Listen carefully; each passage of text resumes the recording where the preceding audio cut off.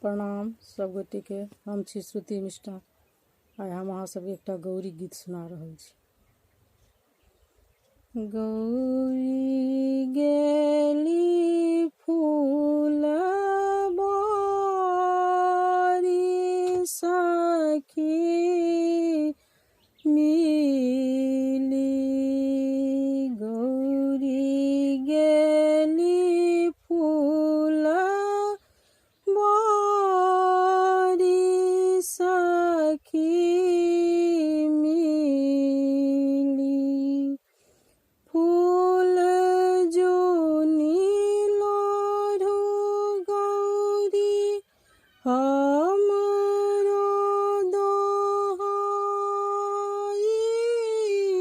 फूल जो नीलो गौरी हमरो दोहाई, हमहु तलेब गौरी बस हो चढ़ाई सखी मिली, गौरी गेली फुलबारी सखी मिली, रोखे रोखेली गौरी लाज लाजेली, रोखे रोखेली गौरी लाज लाजेली, लोढ़ल फूल गौरी देल छिरिया ई सखी मिली, गौरी गेली फुलबारी सखी मिली, कानैते खिजैते गौरी अम्मा लग ठाढ़ी, कानैते खिजैते गौरी अम्मा लग ठाढ़ी, के तोरा मारलक गौरी के पढ़ल गारी सखी मिली, गौरी गेली फुलबारी सखी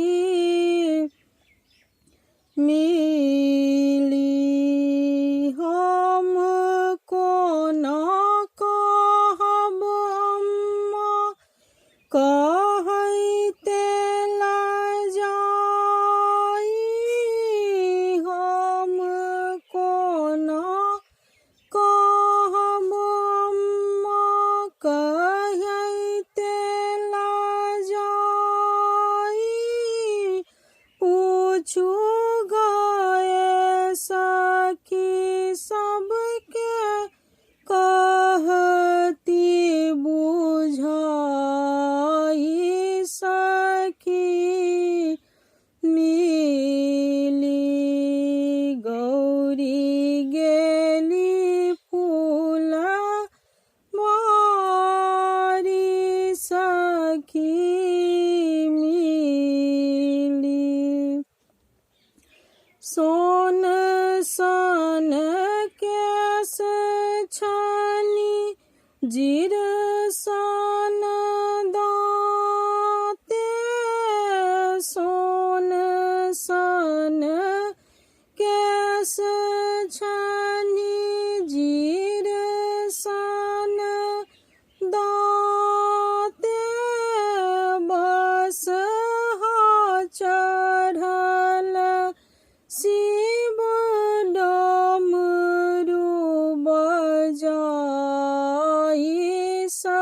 सखी मिली गौरी गेली फुलबारी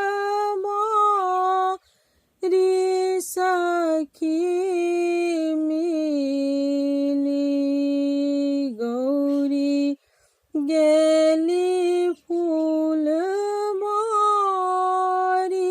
सखी मिली।